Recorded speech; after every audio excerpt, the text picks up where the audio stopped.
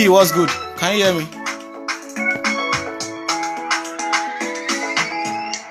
S playing on the track.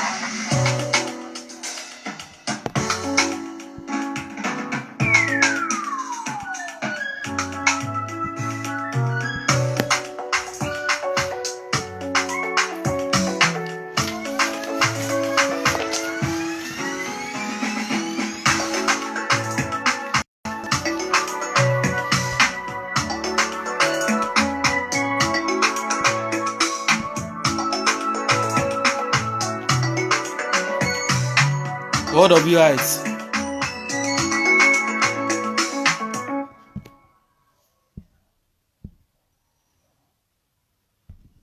Can you hear me? Please let me know if I'm audible enough. Anyone that has joined, let me know if I'm audible enough so that I can set before we start.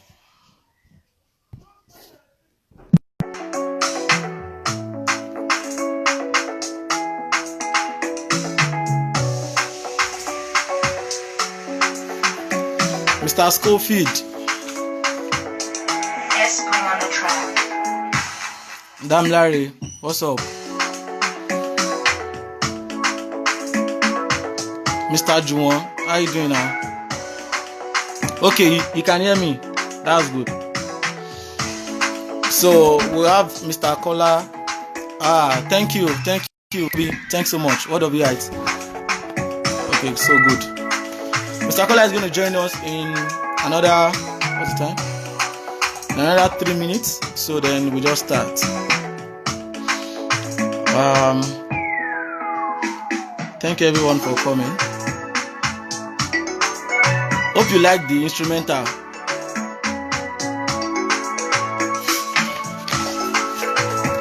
So please guys, if you have any question, you can just when we start, you can just put the question here, and then Mr. Kola will answer the question. I just hope that we can finish this conversation in another 1 hour.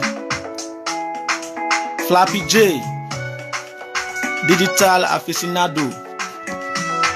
Thanks for coming, brother.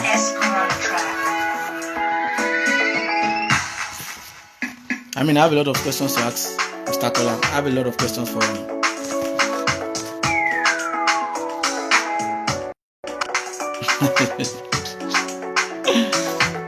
See my guy. Okay, let me see if he's here.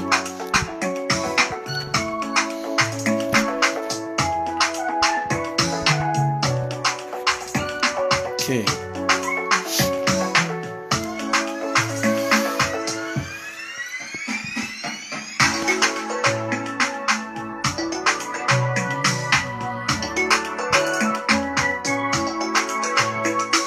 Okay, so I have Mr. Kola here already, and we are going to start right away.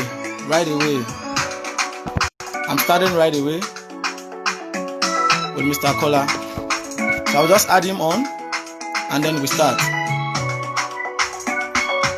Thank you all for coming. Let me just add him.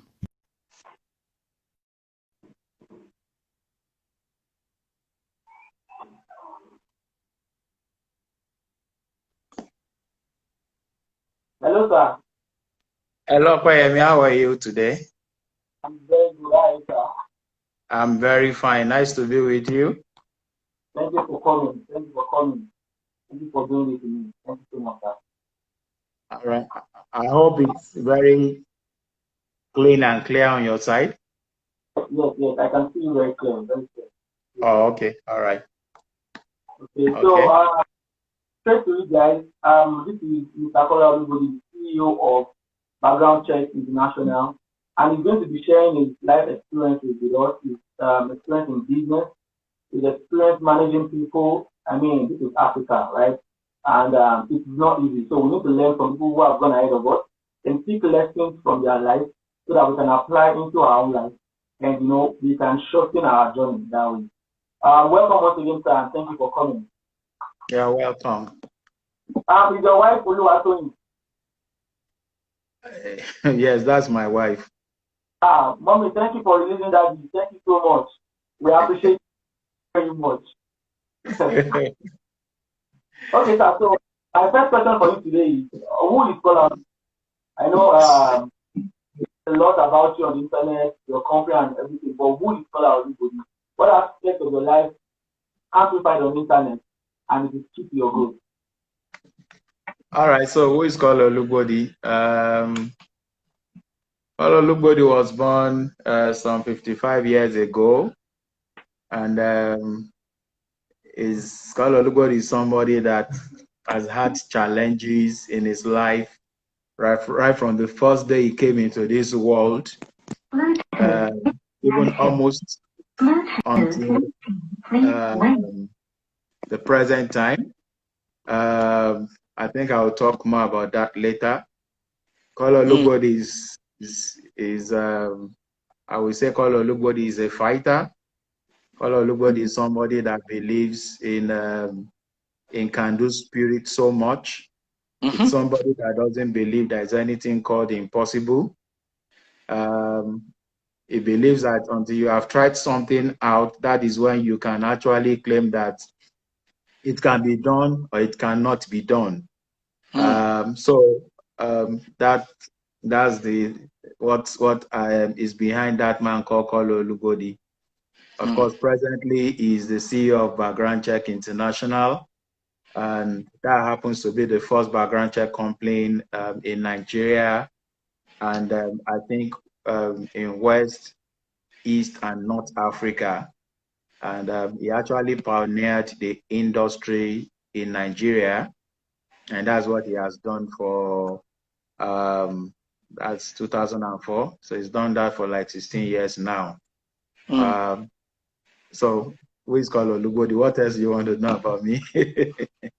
Of course, there are quite a number of things we can find on internet about you, but I don't want this to be too formal. You don't look like someone who has a social life to me. I might be wrong, I might be right. I don't know if you watch football. Do you support any football club? Do you have any football club that's your favorite? I always say I've always supported Arsenal.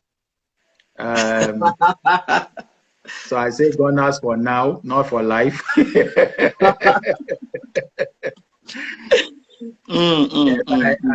I don't think I'm that too serious. I enjoy a lot of I enjoy being on social media. I really function so much on most of the social media handles. Yes, I watch good movies.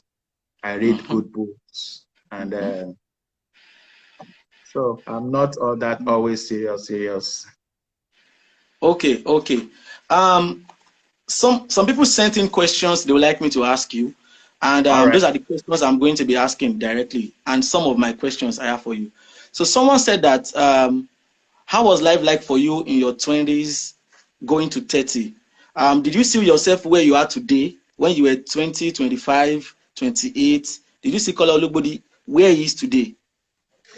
Well, interestingly, even from maybe when I was like 8, 9, 10, I've always seen myself, I've always dreamt to be somebody that's going to be in business, somebody that's going to be controlling a lot of businesses, and that'll be calling shots and everything. That's the way I've always dreamt. Even right from when I was, even before I became a teenager, maybe 8, 9, 10. So I'd always dreamt what I think I am today from when I was a child. And I think even growing up in my 20s, that was the period I was maybe just about to leave university. Something in me had always said, don't work for anyone. You just need to be an entrepreneur or somebody that's going to go into business. Something in me had always just been so independent. So, of course, I know I'm not a conformist. I'm a non-conformist, so I don't easily see myself doing what everybody actually want to do. I just want to always do something that looks different. I don't know why. So that was how my 20s.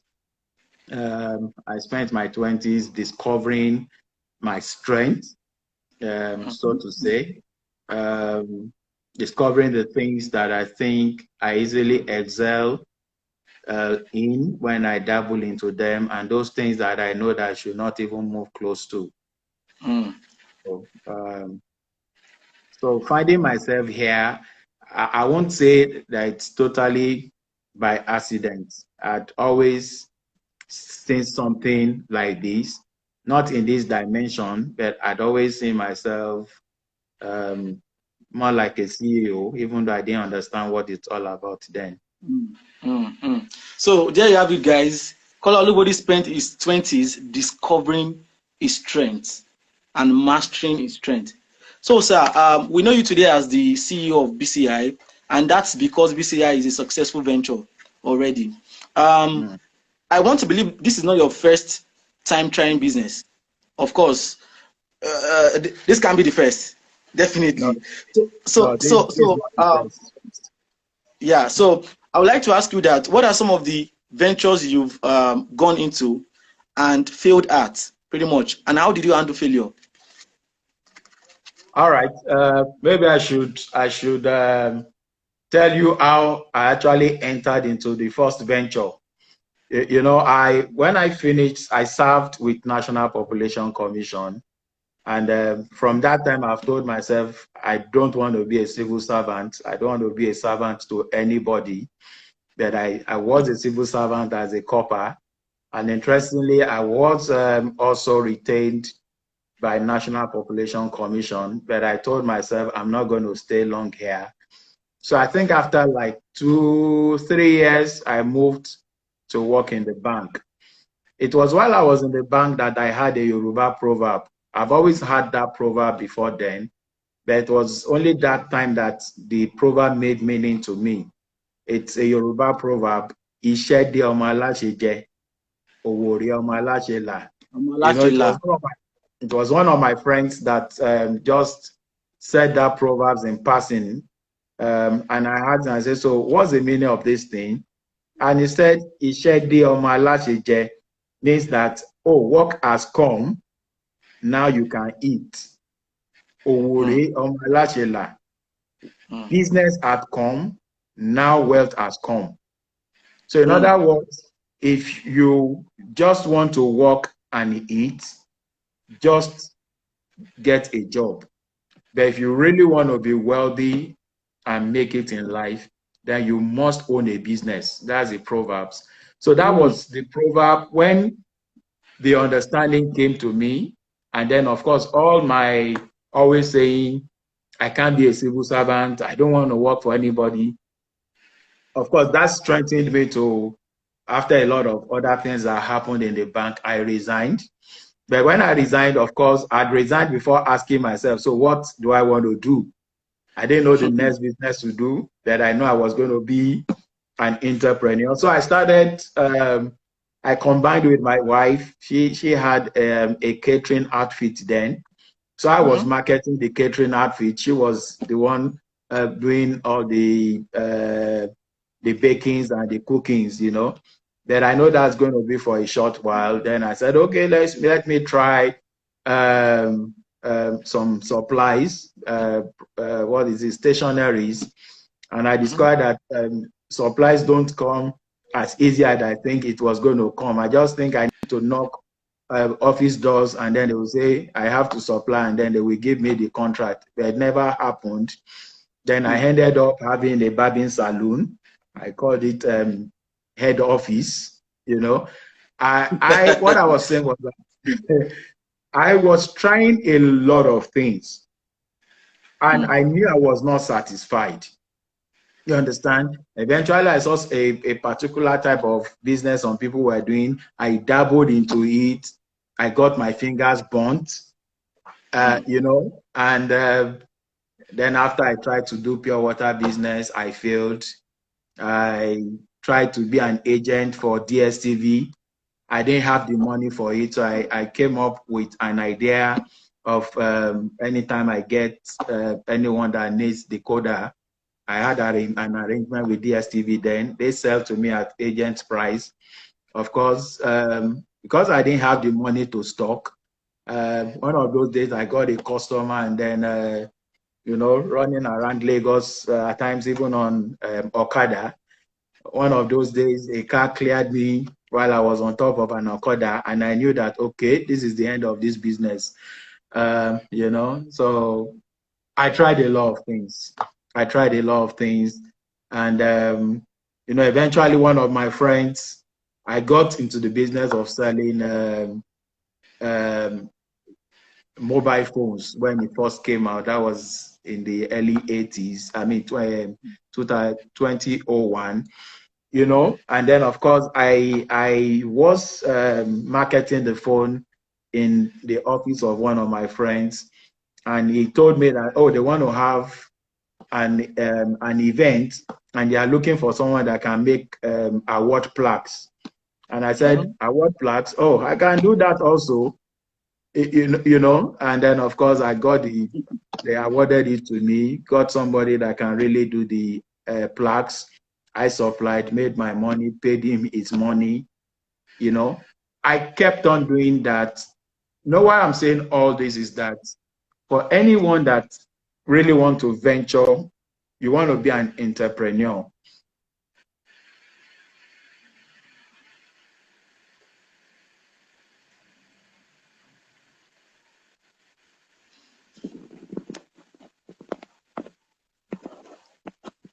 Hello, sir. Can you hear me? Hello, Kwayemi. Sorry. Okay. All right. You know, so what I'm trying to say in essence is that it's not every time you will know the exact thing that you should go into. But don't be afraid to try many things. In the midst of it, you're going to try many things. You're going to fail. In some of them, you're going to try and succeed just a little.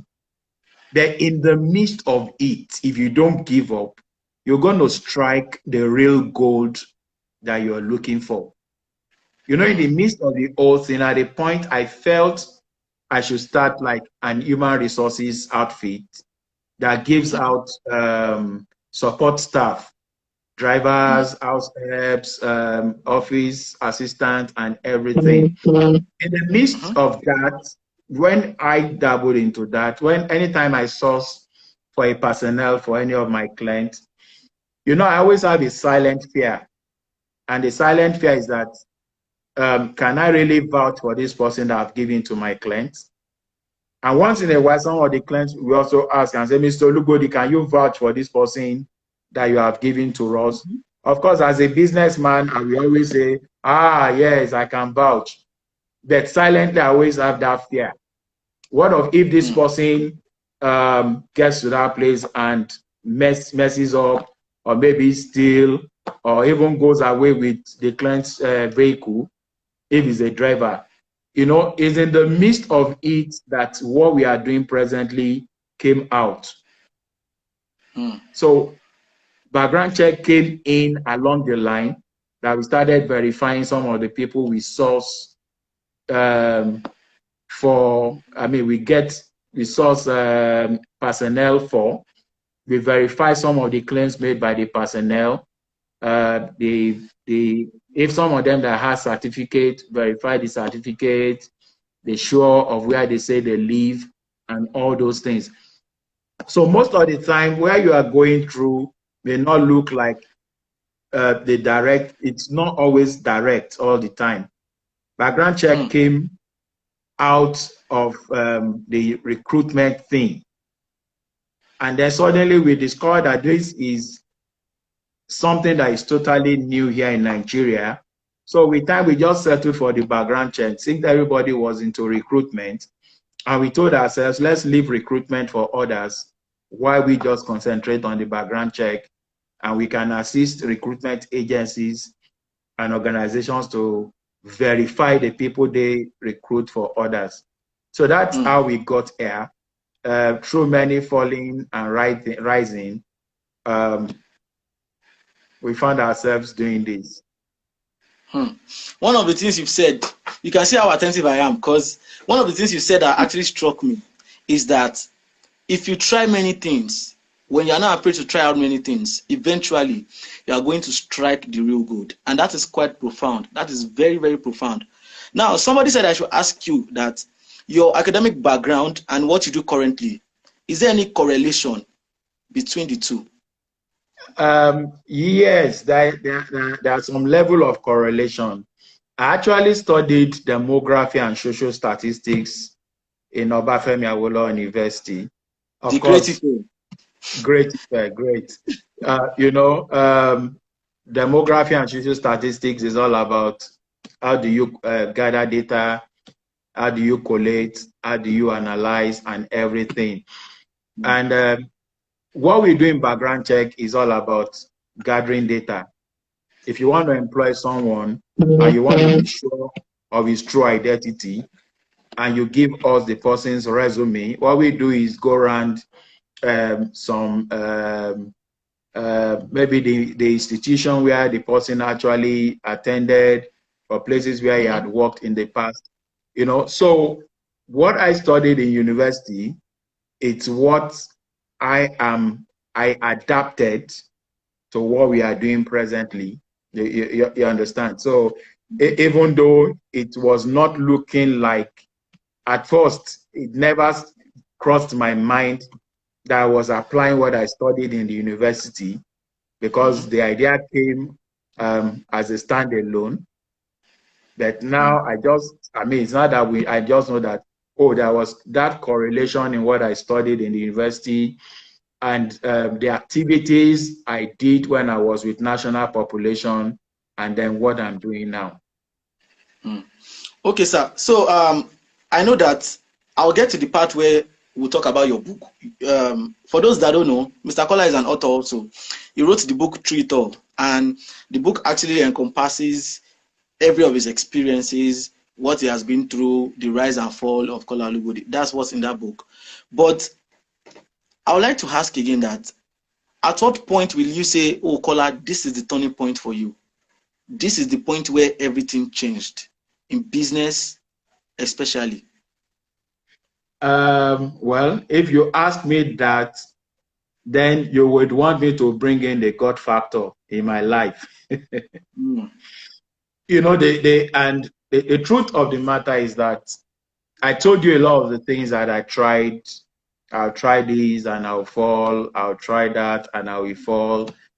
That was when I was so much depending on my own wisdom, on those things that I think I can do by myself. The turning point, to be sincere, Okoyemi, came in 2021, January 2021 to be precise, where everybody was saying Happy New Year and everybody seemed to know what their New Year goals and everything were. 2021 or 2001? Sorry, 2001. Sorry. Okay. I'm already living in the future. 2001, sorry. 2001.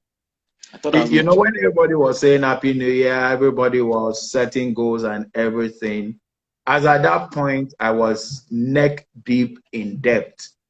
In fact, one of the things that was making me to run from one venture to the other was that I was looking for a venture that would be able to bail me out of the debt.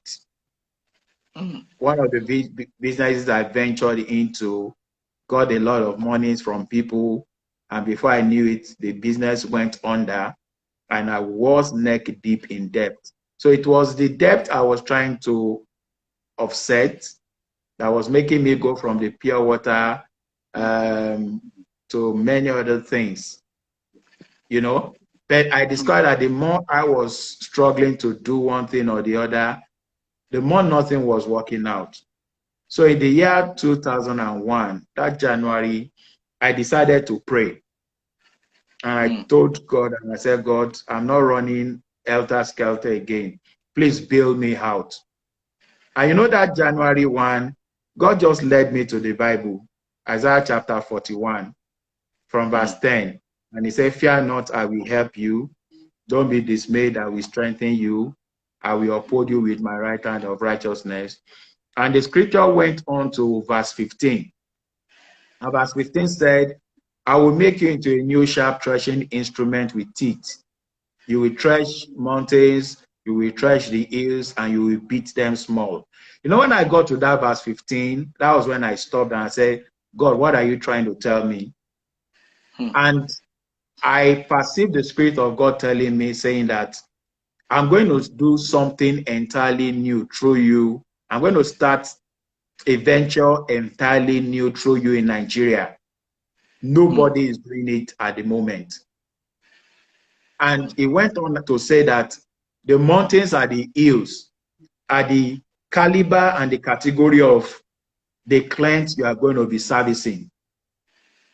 And at the point, you know, reading, trying to expand more on that, it told me that foreigners will rebuild my walls. The sons of strangers will feed my flocks. So he told me that the mountains are the hills are going to be multinationals, they are going to be international organizations that are going to be patronizing me. So you see, when the idea of the background check, of course, the question I started asking God was that, so God, what is new? What is new? And it was around that time that the GSM came.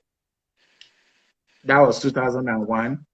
And I just told myself, oh, this is new. That was when I ventured into it. It was along the line that I felt, no, this is not what God is saying I should join. Then along the line came the background check business that I'm still doing now. So to answer your question directly, the turning point came when God decided to show up. And you see, the amazing thing is that even up till now, almost like 70% of the clients we service are still foreigners and multinationals. Just like you said that foreigners are going to build our walls. We're going to be servicing the mountains and the hills. You know, so if you ask me what has caused the turning point, it's been God and the God factor in my life. You know, and that's why if you check everything I do, you'll never see me try to cover up the God that has brought me this far, because he has really brought a lot of change in my life. That's really amazing. That's very, very amazing. Of course, some people don't factor that into their success story, thinking that it's all by their effort. That's very amazing and very honest of you, sir. Thank you very much for enlightening us on that. So, was there any time relationship with people played a key role in securing clients both locally and abroad in your business?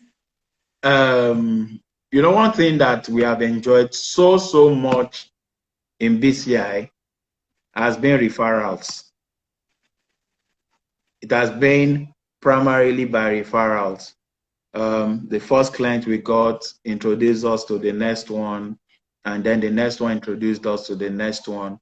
So we have really enjoyed so much of relationship with people. You understand? And you say you can't do away. One of the things we should all work so much on or at is our relationship with people. You understand? Maybe the only thing, other thing that I would add to it is that somehow, I don't know, maybe it's because of the God involvement in what I do in life. But anytime that I try to say, please, who knows this person that knows this person, and somebody wants to take the glory of how we got to an organization, most times we don't get into that organization. I don't know whether you got me. So I understand. Almost everywhere we had gotten to, it has been God himself opening the doors, and then of course through referrals. Because people ask me, most of the organizations we work for, how did you get here? How did you get here? How did you get here? And it's really been by God. So what I'm trying to say in essence, I've had people say it over and over again. If you don't have connection in Nigeria or anywhere in the world, you can't get things done.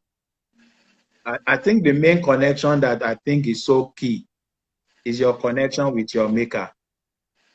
It will make doors open. And I'm saying that from experience. I'm not preaching at you. That's what I've enjoyed in my life thus far. And it has not So stopped. I want you to tell us a story. I know the Okay. story, but for the sake of people that are watching, how you got your first client? That's a very interesting story. How did you get your first client? All right. You know, when the idea was coming to me, I didn't have enough money. That the money I made from the plaque business, it was enough to register the complaint and to also register the complaint. And then, of course, I did letterhead. But I didn't have enough money to buy even a laptop. Nothing. So what I did was that I approached one of my Mm. cousins. He had a desktop, and I said, "Ore, can I start using your desktop uh, to really generate my proposal?" And of course, he obliged. So my first office was my cousin's sitting room, Coyote. And so I used his desktop. I used his printer to print out my first set of proposals. Of course, I was the only staff. Thank God I could drive.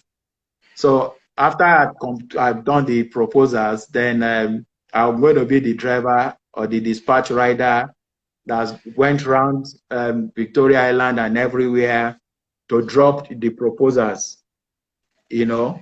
And interestingly, one of the organizations that I dropped proposal with gave me a call.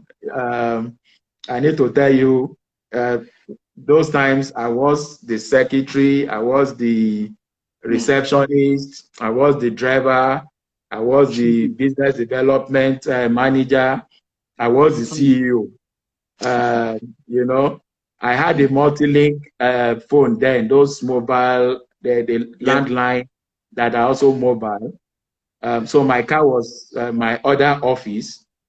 You know, at Mm. times I would just get calls while I'm in the car, and they'll say, "Is that BCI?" Uh, you know, since I was the only staff, and I wanted to create a whatever that I'm not the only one. Mhm. So anytime the phone rings, I'll say, "This is Alex." Of course, my name is Alexander Kola Olugbodi. I'll say, "This is Alex." I mean, how do I start? This is BCI. Alex is my name. Is there any way we can be of help to you? And they will say, "Can we speak to your CEO, Mr. Kola Olugbodi?" And I say, "Hold on." And then the next voice you're going to hear is going to be Kola Olugbodi, and say, "This is Kola Olugbodi." And then that was how we got the call and say, "We got your proposal. Can you come over to our first office so time, make presentation?" Of course, it was a multinational, and I knew if I was going to go, I can't go there as a one-man riot squad and Mm. tell them I am BCI. They say, "Are you BCI? How can one man be?" All right. So in that first meeting, I had to tell down my cousin. I said, "Kayode, you are following me to this meeting." I told my younger sister of blessed memory, Ramoke, I said, "You're following me to this meeting." I told one of my younger brother's wife, Lide. So the four of us went for that presentation. And I told them, if they ask general questions, you're also brilliant. Anybody can answer. When they ask background check questions and technical questions, just let me alone answer. And so that was how we went for the presentation. And to the glory of God, we all did so exceptionally well. And that was how we got our first job. Wow. And of course, before then, I've been telling people this is the idea of what I want to do, trying to get people buy in, and then just to be sure this venture is going to work in Nigeria. And a lot of people that I met, they told me that no, things like this can't work in Nigeria. So getting that first job, our first brief, to me was like a major breakthrough, Mm. and not long after that, then the second job came in. And I think it was when we got to the third job that it dawned on me that, yes, this business is for real. And of course, by that time, we were just two. Then it was just myself and one of my younger brothers that he became the second staff. You know, it was, I think, when the third or the fourth client came in. By that time, I'd spoken to one of my elder brother's friends that had an office in Ikeja. I said, can I make use just of a space in your office? And he obliged me. So it's not something I paid for. They were into outdoor advertising. So they come in the morning, go out majority of the day. So when they go out, I come in, and the jobs were coming in. You understand? It was not until after, yeah, maybe 2005 that for the first time I were able to really make people, people that show the interest, they became financiers of the business, they became shareholders. That was when we properly structured, got our first office, and then got the first real legitimate 5 staff. And then, of course, now we have like close to like 100, you know, but I was the first and everything. Of course, the wisdom in that is that we should learn to start small. You understand?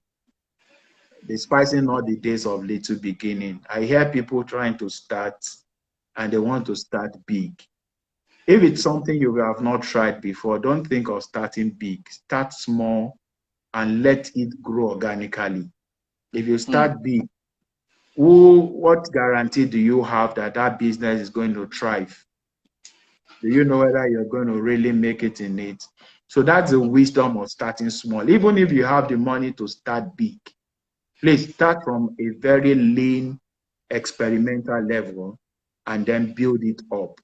So that's the story of how we got our first job. Very interesting story. Very You interesting know, story. When you said this story at the leadership excellence leadership conference that I watched, I was blown away. I was blown away. The way you managed, to get the first job, the driver at the same time as the secretary, the CEO. I mean, I can just imagine. And this was way back early 2000 when internet has not blown up the way it has. So it must have been really, really tough. It must have been tough. it was really tough. It was tough, and that's where I know that's a point many people always turn away and say, no, this thing is not going to work. Anything you're going to do in life, if it's going to thrive, if it's going to really become something worthwhile, you have to just persist. Of course, you need to believe in what you are doing. I believed in what I was doing. And even when everybody was saying this is not going to work, I stayed at it. I persisted. And thank God it's working now. Okay, so I know I've taken much of your time, but I have just 3 questions for you. Please indulge me. Just 3 questions. So the first question is, if you can go back in time, what will you change? What will I change? Well, maybe the only thing I would have changed, sincerely speaking, maybe it took me like 7 years from the time I resigned from the bank to the time that I got God tell me about starting a new venture that would be the first of its kind in Nigeria. That was like a space of 7 years. Wow. I was doing a lot of trial and error. So if I could really change anything, maybe for the 7 years I was trying to really do anything and everything based on my strength and my energy, my wisdom. Maybe if I've asked God early enough, what he told me in 2001, maybe you would have told me same thing the year 1995 or 96 or thereabout. You know, so that maybe that's what I would have changed. But of course, now that I'm even saying it, I discovered that it's even not a mistake. Because if I didn't go through that, I mean, that period, I would have thought that it's so easy to venture into anything and to excel in those things.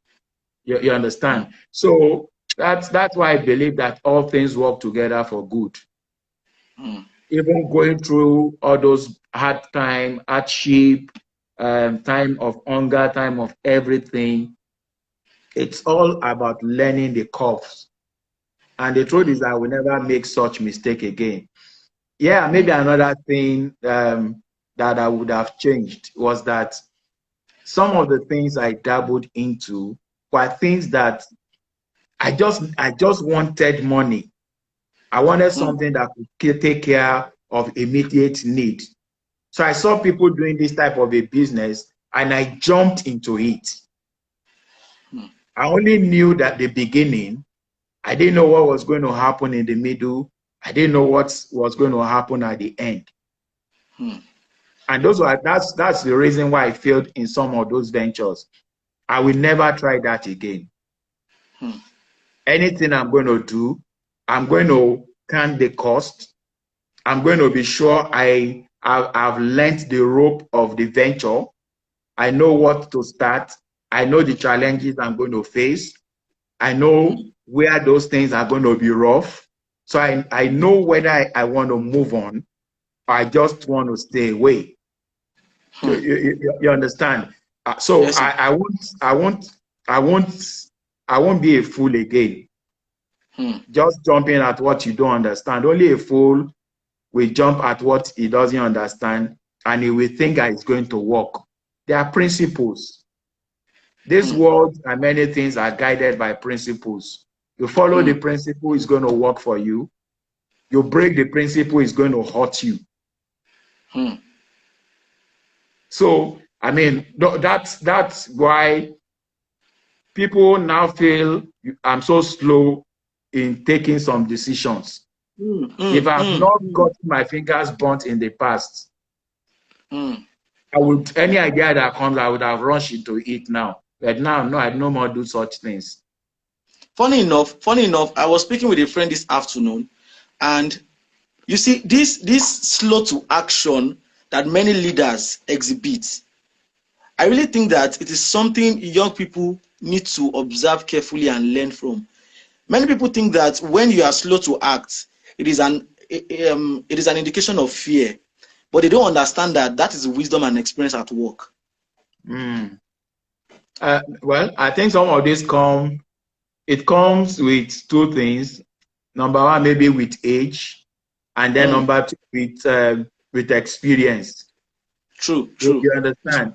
If you have never fallen before, you always think that, oh, what is happening? When we put our money there like this, and then we sell 1,000 copies of this, then we make 2 million will be waiting for us here.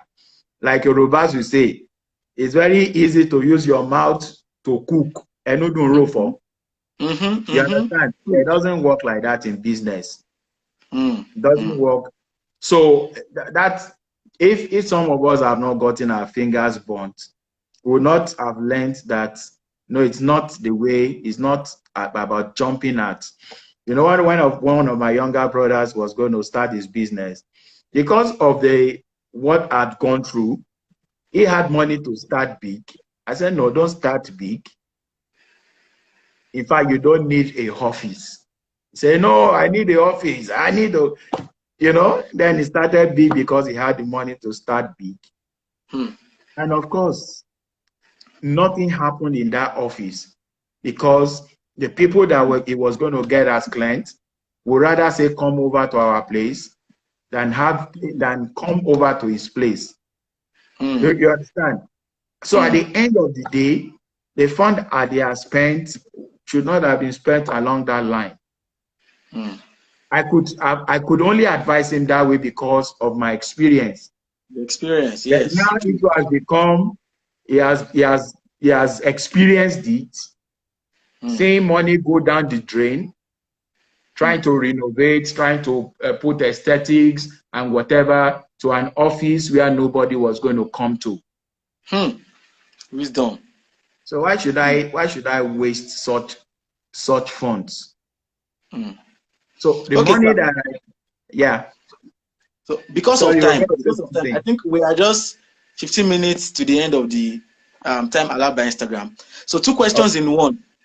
Okay. What inspired you to write that book, Through It All? And Okay. secondly, your advice for the younger generation. All right. What made me to write Through It All? You know,